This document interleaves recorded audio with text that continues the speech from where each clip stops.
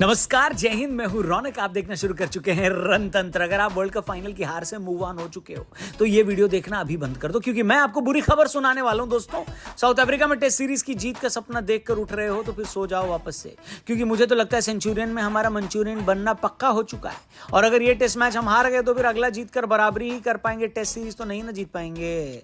यानी south Africa में test series हराने का हमारा सुंदर सपना लगभग टूट चुका है।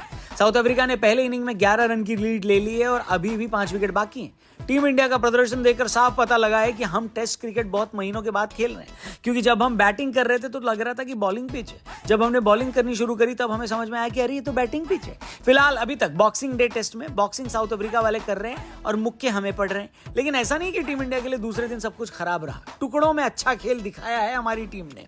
जैसे जब दिन का खेल शुरू हुआ तो हमको लगा था कि अगर राहुल अपनी सेंचुरी पूरी। पहला सेशन बेहद रोमांचक था, क्योंकि विकेट बचे थे सिर्फ 2 और केएल राहुल को रन बनाने थे 30। जब राहुल 95 पर पहुंचे तो दूसरे एंड पर खड़े मोहम्मद सिराज आउट हो गए, लेकिन राहुल ने एकदम सहवाग स्टाइल में छक्का मार के अपना शतक पूरा किया। टेस्ट क्रिकेट में ये उनके द्वारा लगाया 7वां शतक था, लेकिन मेरे हिसाब से बेस्ट था।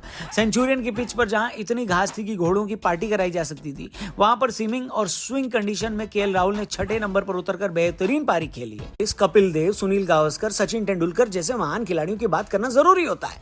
ठीक वैसे ही जैसे मॉडर्न क्रिकेट के इतिहास में हर पन्ने पर आपको कोहली, धोनी और रोहित के नाम भी मिल जाएंगे। और जब आज का मौजूदा समय इतिहास बन जाएगा तो एक और खिलाड़ी की चर्चा बहुत ज्यादा होगी।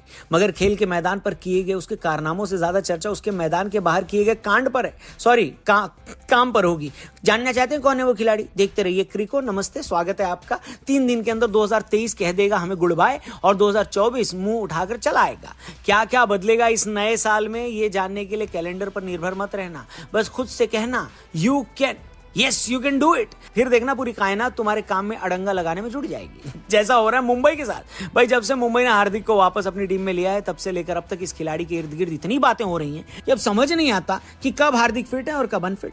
अब शायद एक खबर फाइनल हो गई कि पंड्या फिलहाल के लिए अगले महीने अफगानिस्तान के खिलाफ होने वाली T20 सीरीज से बाहर हो गए हैं। वजह एडी में चोट, जो कि पंड्या को वर्ल्ड कप से सता रही है। वैसे सता तो मुझे रहा है कि साउथ अफ्रीका में हमारा कोई भी बैटर नहीं चल रहा, मगर केएल राहुल ने गजब की सेंचुरी लगाकर सेंचुरियन में भारत का मंचूरियन बनने से बचा लिया।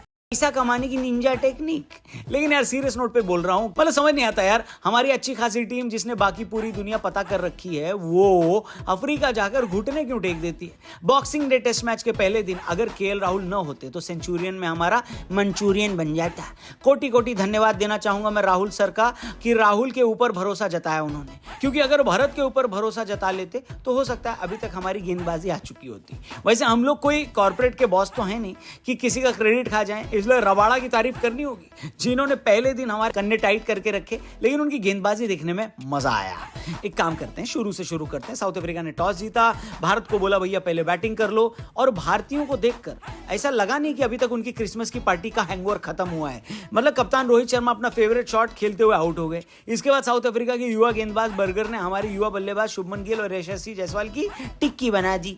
टीम इंडिया 24 पर 3 विकेट गंवाकर मुश्किल में आ चुकी थी, लेकिन वैसे भी विदेशी धरती पर मुश्किल में आकर विराट कोहली के हाथों रेस्क्यू होना हमारा परंपरा, प्रतिष्ठा, अनुशासन है। विराट कोहली ने 4थे विकेट गिरे, श्रेयस अय्यर के साथ बढ़िया पार्टनरशिप करी।